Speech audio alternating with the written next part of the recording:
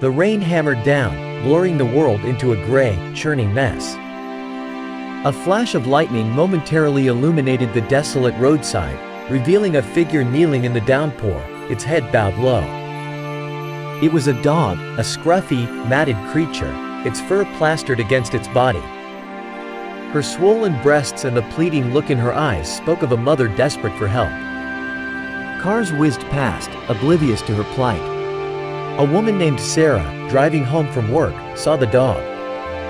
Something about the creature's posture, the utter despair etched on its face, tugged at her heartstrings.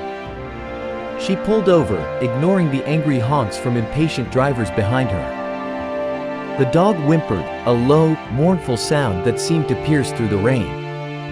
Sarah, her heart clenching, reached out a hand. The dog nudged her hand, then turned and limped away, disappearing into a thicket of bushes. Sarah followed, her boots sinking into the mud. The bushes were tangled, the air thick with the scent of damp earth. Then, she heard it, a chorus of tiny, desperate cries. Nestled in a hollow, Sarah found 4 puppies, shivering and whimpering. They were mere bundles of fur, their eyes barely open, their tiny bodies shaking with cold and hunger.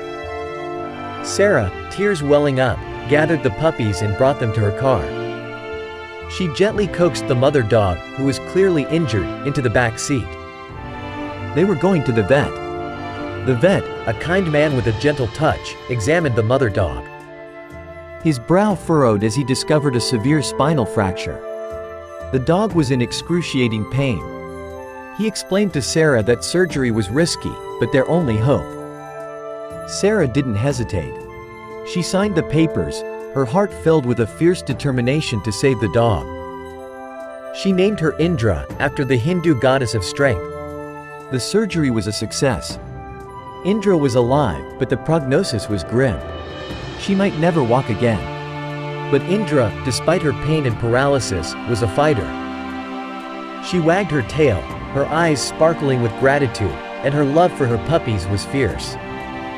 The puppies, Emily, Daisy, and Dennis, grew strong and healthy, but their eyes still held a longing for their mother.